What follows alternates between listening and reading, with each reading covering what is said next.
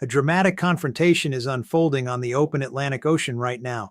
A single oil tanker is fleeing the U.S. Coast Guard. The chase has lasted 2 weeks, and Russia has just formally demanded that the United States stop pursuing it. This is not just about one ship. This is about whether the United States can enforce sanctions when major powers decide to provide protection. It's about whether Russia can shield vessels from American interdiction, and it's about whether a new precedent is being set for how sanctions work or don't work in a multipolar world. The vessel at the center of this crisis is called the Bella 1. According to Reuters and the New York Times, Russia delivered a diplomatic note to U.S. officials on New Year's Eve, urging Washington to halt the pursuit. The tanker is described as Iran-linked and Venezuela-bound. The U.S. Coast Guard has been trailing it from about half a mile behind for roughly 2 weeks. But here's what makes this extraordinary. In the middle of the chase, the crew painted a Russian flag on the hull and claimed Russian protection. Days later, the vessel appeared in Russia's Maritime registry under a new name, Marinara, with a home port listed as Sochi on the Black Sea. Now Moscow is formally intervening, transforming what started as a U.S.-Venezuela sanctions enforcement action into a potential U.S.-Russia confrontation at a moment when President Trump is trying to negotiate peace over Ukraine. Let me explain what's really happening here, why it matters, and what it tells us about the changing nature of power in international politics. How the chase began. According to reports, this began in late December in the Caribbean Sea. The U.S. Coast Guard attempted to board the Bella 1 as it was heading toward Venezuela. U.S. authorities made 2 key claims. First, that the vessel lacked valid flag status, meaning it wasn't properly registered under any recognized nation's flag. Under international maritime law, vessels without valid registration lose certain protections and can be boarded. Second, that the U.S. holds a seizure warrant issued by a court as part of sanctions enforcement against Venezuela and Iran-linked oil networks. But the crew refused to comply. Instead of stopping, the Bella 1 turned away and fled back toward the open Atlantic. The Coast Guard has been trailing it ever since, an unusually long maritime chase that has now stretched across 2 weeks and hundreds of miles of ocean. Think about what this means operationally. The U.S. Coast Guard is following a tanker across the Atlantic Ocean, maintaining visual contact from about half a mile away, but not boarding it. Why? Because a forced boarding of a resisting vessel is dangerous. It requires specialized maritime security response teams, elite personnel trained to rappel from helicopters onto moving decks and take control in dangerous conditions. These teams are limited, not always immediately available, and executing such an operation carries significant operational and political risks. This is the same operational constraint we've seen before, the gap between announcing enforcement and actually executing it against determined resistance. The Russian flag gambit. Then came an extraordinary and unprecedented development. According to a U.S. official cited by major outlets, the crew appeared to paint a Russian flag on the hull of the ship during the pursuit. Over the radio, the crew told the Coast Guard they were now sailing under Russian authority. Let me be clear about how unusual this is. Ships don't typically change their flag status in the middle of being pursued by a Coast Guard. This is a deliberate tactical move designed to complicate the legal and political calculations surrounding any seizure. By claiming Russian protection, the crew understood they were fundamentally raising the stakes. A boarding of a vessel with unclear flag status is one thing.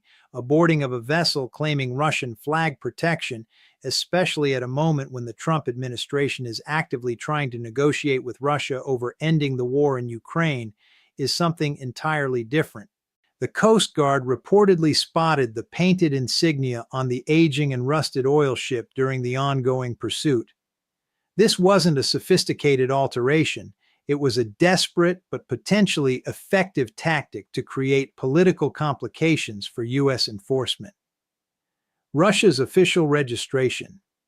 The situation escalated from symbolic gesture to formal reality when Russia actually registered the vessel.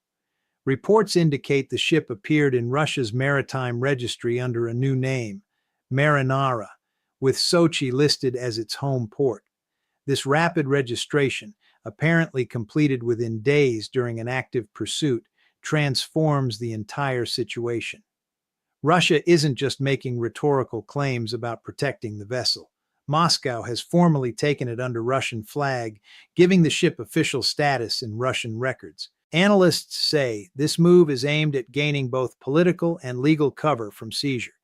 Whether it provides actual legal protection under international maritime law is highly debatable.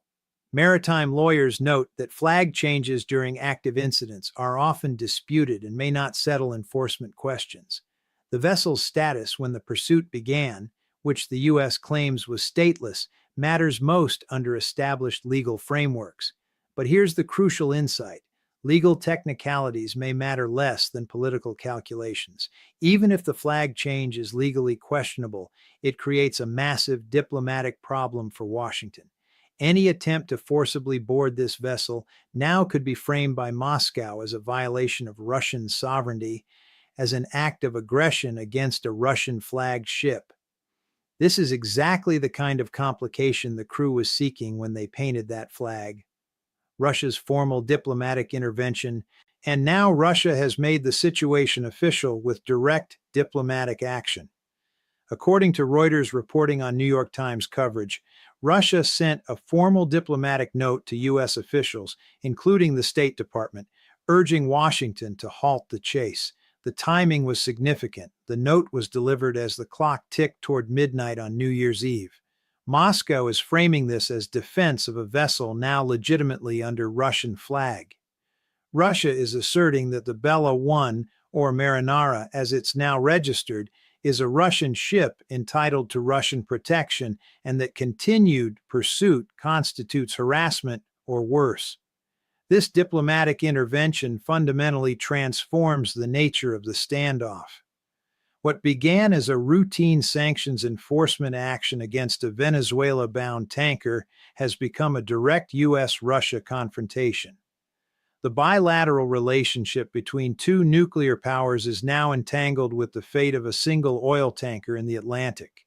From a realist perspective, Russia is accomplishing several strategic objectives simultaneously.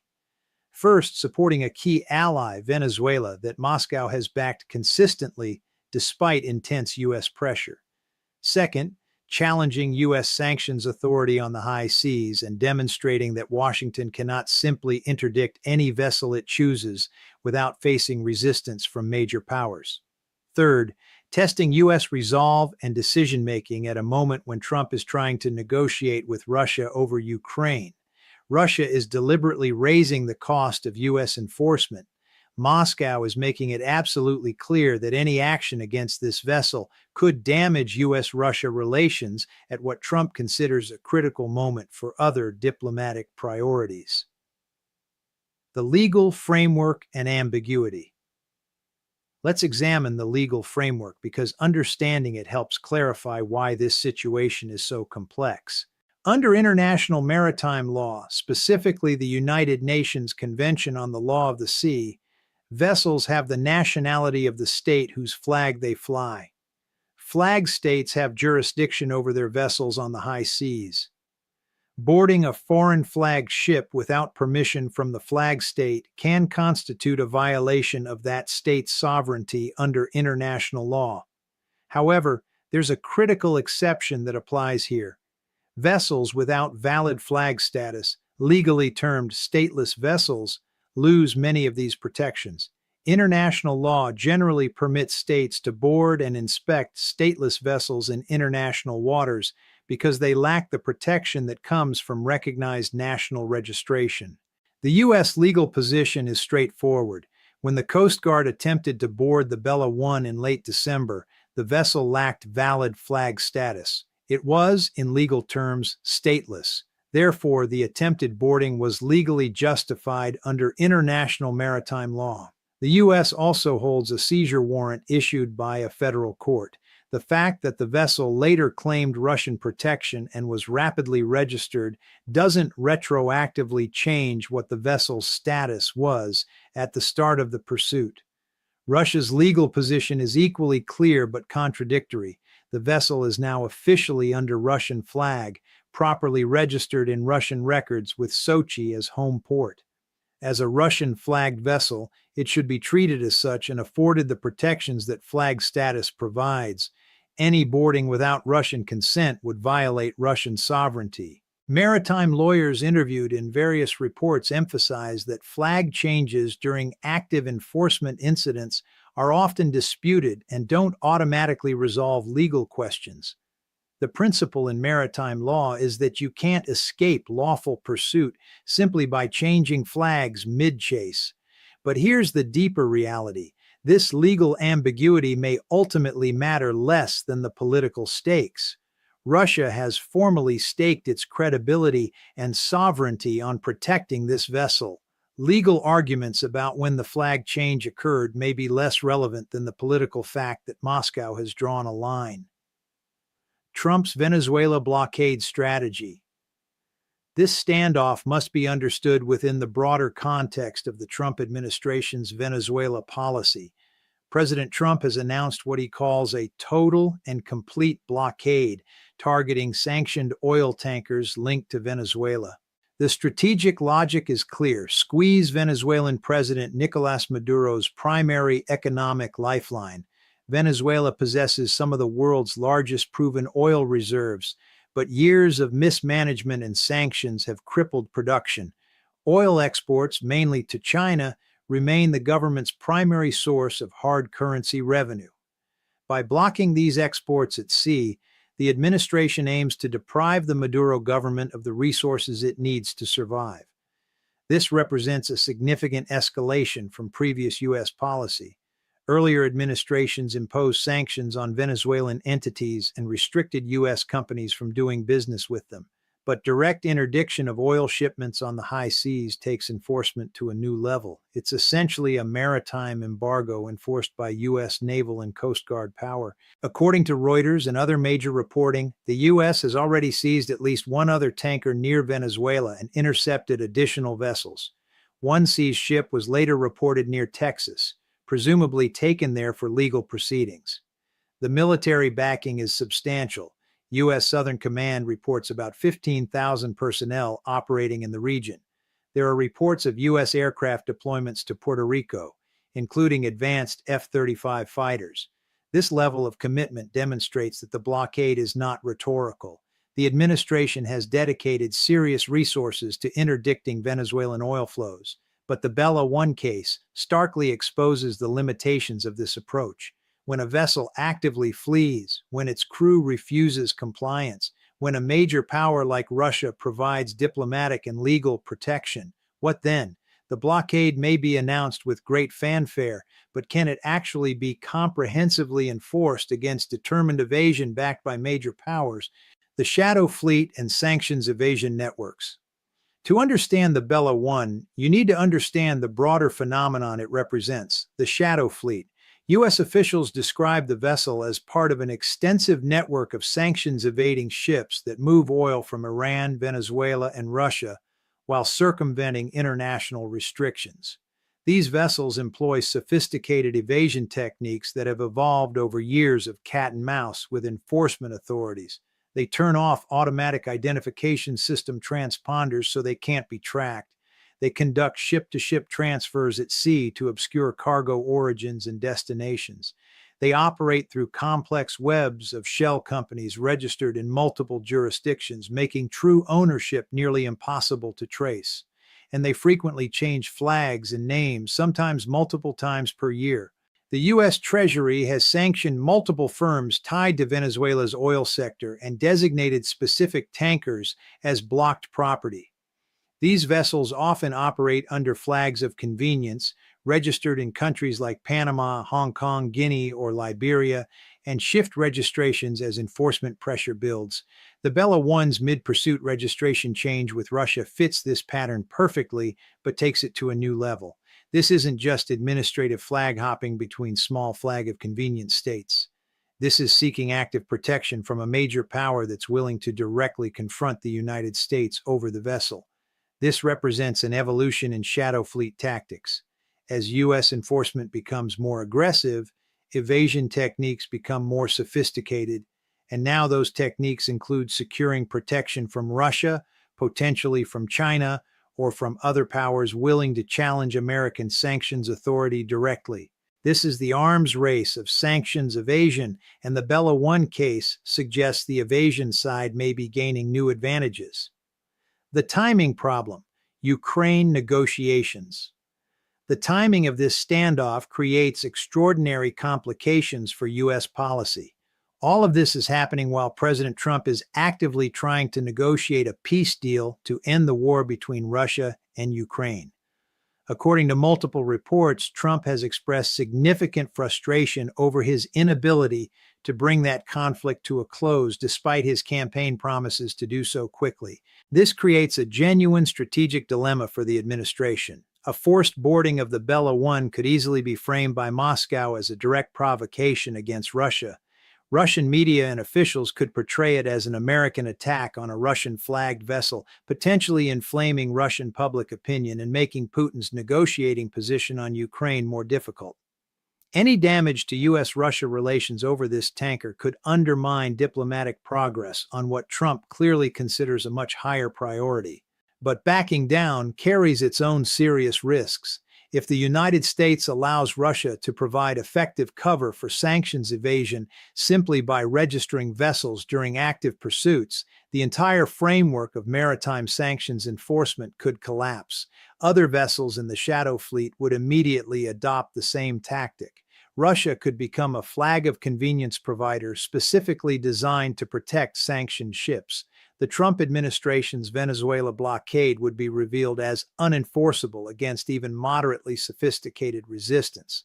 If Trump appears to yield to Russian protection, domestic critics and international observers could frame it as weakness. It might embolden Moscow to test U.S. resolve in other areas, calculating that Trump will always prioritize avoiding confrontation over enforcing stated policies. This is the classic compartmentalization problem in great power relations. Can the United States negotiate cooperatively with Russia on Ukraine while simultaneously confronting Russia over Venezuela? Or does escalation in one domain inevitably poison the diplomatic atmosphere in others? Trump's transactional approach to foreign policy assumes issues can be kept separate, but this case tests that assumption directly. U.S. options and their implications. So what can the United States actually do? Let me walk through the realistic options and analyze what each would mean. Option 1, forced boarding. The U.S. could order specialized Coast Guard teams to execute a forced boarding despite Russian diplomatic protests and the vessel's claimed flag status. This would demonstrate resolve and enforce the credibility of U.S. sanctions. But it carries enormous risks. Operationally, forced boardings are inherently dangerous, especially against a resisting crew that's had 2 weeks to prepare. Diplomatically, the fallout with Russia could be severe, potentially derailing Ukraine negotiations that Trump prioritizes. The optics would be dramatic. American forces boarding a ship with a Russian flag painted on its hull while Moscow formally protests. Option 2, continue the pursuit. The U.S. could maintain the current situation, trailing the vessel from half a mile behind indefinitely without forcing immediate confrontation. This keeps pressure on the tanker without triggering escalation. But this approach has clear limitations. It's resource-intensive, tying up Coast Guard assets for an extended period. The situation remains fundamentally unresolved. Eventually, the Bella One will need to refuel, resupply, or dock for repairs. The U.S. could wait for that moment of vulnerability, but an indefinite pursuit allows the perception to grow that Russia's protection tactic is working, potentially encouraging others to try the same thing. Option 3, diplomatic resolution. Despite public tensions, the U.S. and Russia do maintain communication channels. Back-channel negotiations could produce a face-saving resolution. Perhaps Russia quietly withdraws protection in exchange for some unstated concession, or the U.S. accepts some compromise that allows the vessel to proceed under specific conditions. Both sides could claim partial victory in their respective domestic narratives. However, such cooperation seems difficult given the current state of U.S.-Russia relations and the public stakes both sides have placed on this confrontation. Neither wants to appear to be backing down. Option 4, the tanker reaches safety. The Bella 1 could successfully reach Russian territorial waters, Venezuelan waters, or another friendly port. If this happens, the situation effectively ends with Russia having successfully protected a sanctions-evading vessel from U.S. interdiction. This would represent a significant precedent with global implications for sanctions enforcement, but it avoids the risks of direct confrontation. Each option involves difficult trade-offs between enforcement credibility, operational risk, diplomatic consequences, and strategic priorities. What this means for global sanctions. Let me be very clear about why this matters far beyond the fate of a single tanker in the Atlantic. If Russia successfully protects the Bella 1 from U.S. seizure, it establishes a precedent that will reverberate through global sanctions enforcement. Other vessels in shadow fleets operating for Iran, Venezuela, North Korea, or other sanctioned entities will immediately adopt the same tactic.